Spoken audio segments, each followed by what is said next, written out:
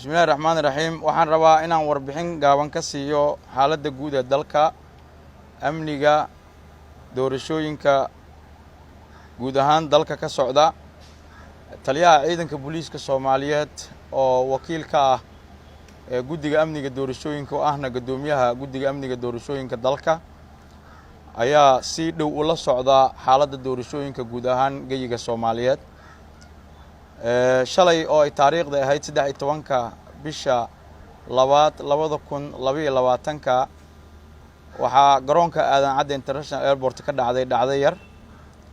oo quseysay gudoomiye ku-xigeenka koowaad ee baarlamaanka jamhuuriyadda federaalka Soomaaliya mudane xildhibaan Muudey oo rabay inuu aado deegaanka Baraawe oo ay ka socoto wajiga labaad ee doorashada maamulka koonfur galbeed oo si nabad ah ku socota si dardar leh ku socota ciidanka booliiska Soomaaliyeed oo siinaya muhiimad deegaanka qadiimiga ee Baraawe waxa la geeyay ciidankii ugu tayada badnaa saraakiishii ugu aqoonta badneed ee sugaysay amniga deegaanka Baraawe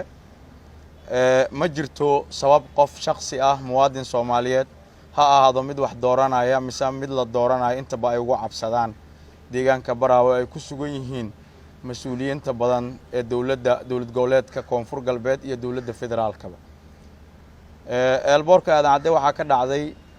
in ciidan tiro badan oo sita hub culus oo rabay in ay raacaan diyaarad ay ku baraarugeen ciidanka booliiska Soomaaliyeed ciidankiina la hakiyay markii dambena la ogaaday inuu wato gudoomiye ku-xigeenka koowaad ee baarlamaanka jamhuuriyadda federaalka Soomaaliya Muudey laguna wargeliyay in loo ogol yahay sida sharciga ah ilaaladiisa gaarka ah oo gaaraysa 5 ilaa 4 sababtoo ah Baraawe waa deegaan xasiloon waa deegaan ammaankiisu sugan yahay ayna gacanta ku hayso dawladda federaalka Soomaaliya ciidamadeeda kala duwan oo uu horeeyo ciidanka booliiska Soomaaliyeed oo wakiil ka ah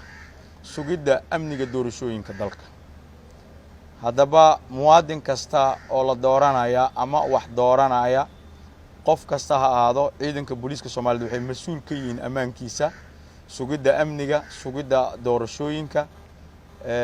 waxaana har iyo habeen u teedsan ciidan booliis Soomaaliyeed oo dhaxanta iyo dhidida u taagan in ummadda Soomaaliyeed ay si xur xalaal isku doortaan oo ayaga danahoodana ka shaqeystaan mana jirto sabab qof wax dooranaya qof la dooranayo oo uga baqi karo deegaanka Baraawe oo ammaankiisa uu sugayo ciidanka booliiska Soomaaliyeed iyo guud ahaan ciidamada qalabka sida muwaadiniinta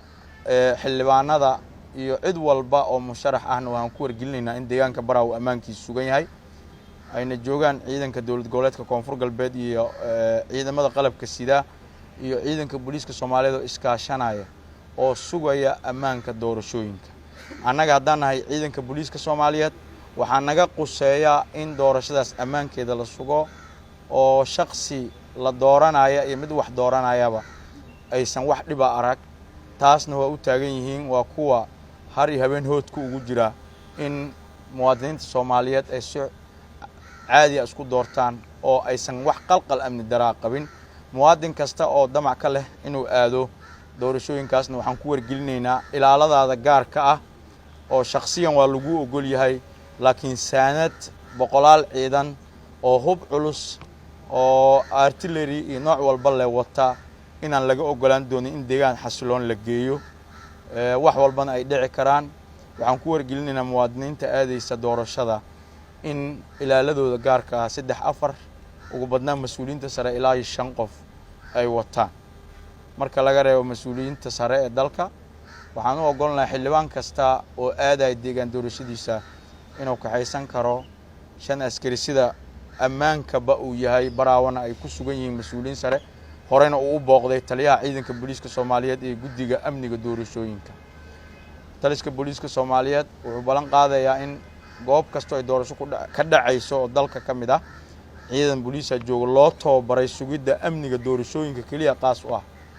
marka muwaadiniinta Soomaaliyeed nooc walba yihiin waxaan ku wargelinaynaa in qofka ilaaladiisa gaarka ah 2, 3 iyo 4 ilaa 5 uu wadan karo laakiin saanad military oo culus intaas la eg la aadi karin gobolada dalka diyaaradaha naftirkooda ay qalqal galaan oo dhahan ma qaadi karno marka annaguna waxaan mas'uul ka nahay amniga diyaaradda amniga mas'uulka iyo amniga ciidanka baxaya naftirkoodii xafidaad ay u baahan yihiin intay hawada ku jiraan marka taa annagoo ka duulayna waxaan uga digaynaa in mas'uuliyiinta